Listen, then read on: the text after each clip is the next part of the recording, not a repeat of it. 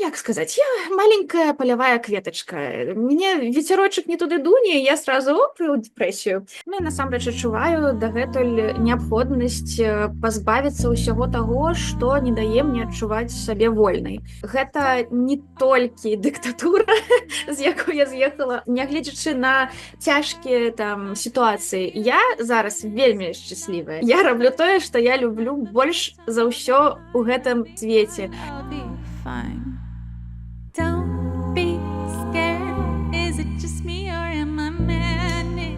Прачнулася і была ў маніі, у стане маніі. І манія мне падказала, што але Анастасія, ты же геній музыкальны. Чаму ты зараз не робіш гэтую музыку? Чаму яшчэ ніхто яе не слухаў? І я вырашыла, так, а чаму яе паслухаць? Чаму ж ніхто не слухаў? І манія гаворыць, таму што ты яшчэ нічога не рабіла. І я говорю, а чаму я нічога не рабіла? Я ж нічога не ўмею. А манія мне кажа, а гэта не важна. Зараз мы навучымся за 5 гадзін. Го рабіць музыку. Ну і насамрэч дапамог Саша Карнейчук, які проста у маёй маніі, у стане маніі, вось такі вочы, вось так вот. Саша, падкажы, як рабіць у Аблетоне музыку? Як ён мне гэта ўсё расказаў, падказаў і не сашоў з ума, я з глузду не з'ехаў, я не ведаю. І першы альбом, і Bipolar трэк з'явіўся, і Dance on My Own таксама трэк з'явіўся у некай гіпаманіі.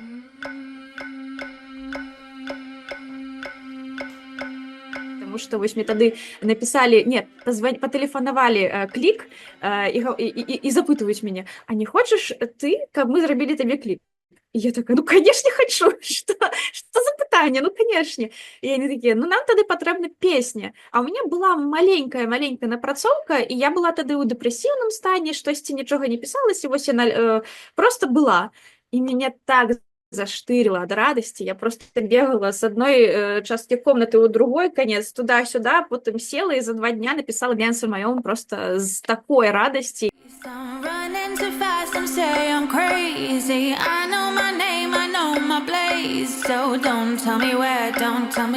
І вось у мяне тады быў такі перыяд у жыцці, калі мне падавалася, што ніхто мяне не разумее, усе на мяне штосьці навешваюць якія-то ярлыкі, няма мне месца ў арт-міре, я адчувала сябе такой, я не ведаю, можа так і не было насамрэч, мне трэба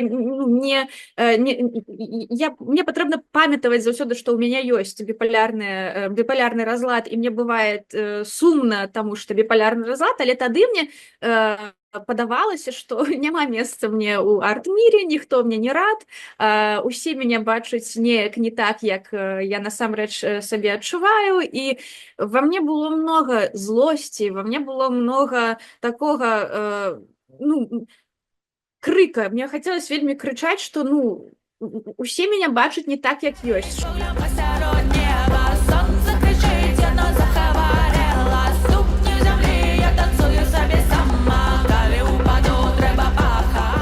У мяне гэта да арт-міра тычыцца, але насамрэч маё жыццё таксама, як і ў іншых дзяўчат і ў гэтай сістэме патрыархальнай усім, гэта ўсё адчуваецца, просто мне вельмі падабаецца, што праз музыку і праз творчасць, можа быць, я яшчэ аб гэтым не падумала свядома, але творчасць усё гэта бачыць, і праз яе я ўжо сказала тое, што потым буду разумець. Вось, так і атрымалася з Dance on My Own.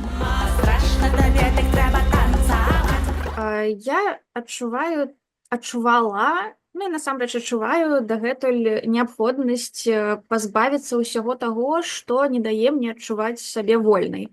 Гэта не толькі дыктатура, з якой я з'ехала, але і у жыцці траўмы, якія я сама сабе захапіла, якія я нарадзіла, якія я не змагла выкінуць, комплексы, страхі, быць не такой, як патрэбна, быць не такой, якая можа быць зручная для іншых, але для мяне гэта не тое, каб рабіла радасць. насамрэч проста аўтэнтычна быць сабой, гэта цяжка, гэта страшна. І вось гэты альбом проста пра пошукі сабе, нават не пра пошукі, нават пра тое, што я ўжо знайшла, хто я такая, але зараз трэба мне гэта прыняць.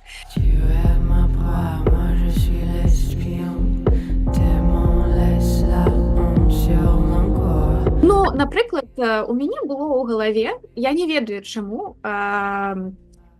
але з 14 год я вырашыла, ну я не буду спяваць пра каханне ніколі. Ну не буду ўсё, я што, не магу знайсці іншыя тэмы, я хачу нешта філасофскае глубіннае. Я не ведаю чаму, але ў мяне такі блок быў, што спяваць пра каханне я ніколі не хачу. Але аказалася, вельмі хачу, вельмі мне гэта цікава і вельмі гэта маё. А потым ёсць песня Petit Oiseau, напісаная на французскай мове. Яна таксама, яна вельмі сексуальная, яна вельмі цёмная, яна вельмі пра каханне, пра жаданне. Я ніколі у жыцці не думала, што гэта я магу пісаць, што ў мяне гэтае ёсць, што не дазваляла сабе. І таму, калі проста паглядзець на альбом, там з'яўляюцца тыя метафоры, якія, напрыклад, у мяне вызывалі дагэтуль сорам. Але зараз я лічу, да не павінна быць у творчасці ніякіх стоп-тэм. Таму што, і так у жыцці заўсёды вельмі многа стоп-фактараў. І так у жыцці цяжка штосьці рабіць, што ты вельмі хочаш. Таму хай у творчасці будзе, абсалютная вольнасць. І я вельмі рада, што зараз сабе дазваляю проста быць у творчасці, не стрымліваць сябе, нават і пра каханне спяваю, і што.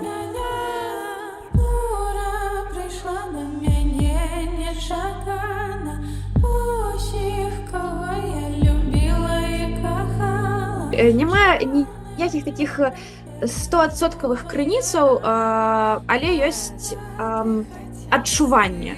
Адчуванне, напрыклад, мяне ў вёскі, дзе я жыла кожны год па 3 месяцы. Ёсць адчуванне мяне і сноў маей маці, якая заўсёды бачыць будучыню і ўсё такое, ведаеце, магічнае, міфалагічнае. Ёсць карткі таро маёй маці, ёсць бабушкі-шэптухі, да якіх я хадзіла, да якіх мяне вадзілі, таму што ў мяне турэта, і так мае бацькі вырашылі, што можа дапамагчы. І вось у мяне ніколі не было кантакта, напрыклад, такога вельмі цеснага з маёй бабулей. У мяне такога няма. У мяне ніколі не было з каранямі кантакта. У мяне вось неяк я заўсёды, я, бацькі і вёска, і ўсё. Але вёска такая не абрадавая, не з іншымі людзьмі. А вось я, вёска, лясок, якія пасадзілі мае бацькі, і я ў ім, і ўсё, і нікога больш няма.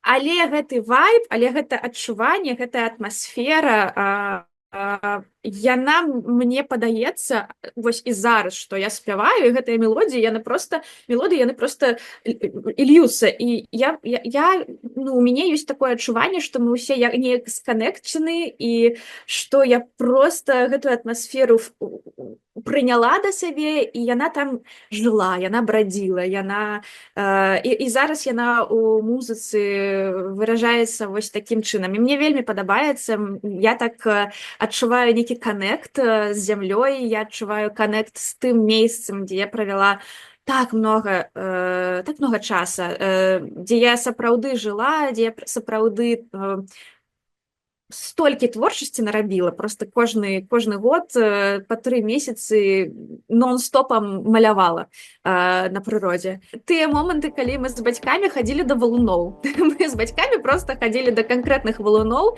і там мама гаворыла заўсёды: ёсць у цябе жаданне, папрасі гэтага валуна, усё збудзецца. Ну, ўсё збывалася. І гэта была такая мара. Мара быць спявачкай, мара пісаць сваю музыку.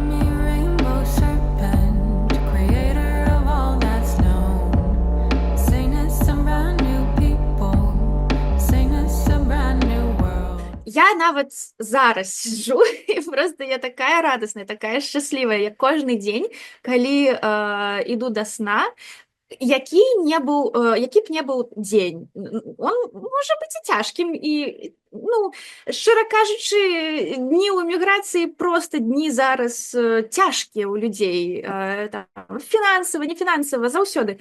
Але які б не быў цяжкі дзень, я заўсёды, калі іду да ложка, я з такой падзякай думаю аб тым, што ну я ж зараз раблю музыку, і мне так добра, мне так цёпла, і што я раблю яе зараз з такімі неардынарнымі, таленавітымі, суперлюдзьмі, з такімі сябрамі, я не ведаю, я ніколі такой падтрымцы нават не адчувала, таму, ну, я магу шчыра казаць, што нягледзячы на там маі дэпрэсіўныя станы, нягледзячы на цяжкія там сітуацыі, я зараз вельмі шчаслівая, я проста вельмі радасная, таму што вось у мяне я раблю тое, што я люблю больш за ўсё ў гэтым свеце. І мою музыку слухаюць, калі мне пішуць людзі, што вось мы паслухалі альбом, нам спадабалася, мы там тое адчувалі. Ну я некалькі разоў проста плакала, таму што ну гэта так крута, ну як жа гэта проста можна... Я не магу гэта зразумець да канца.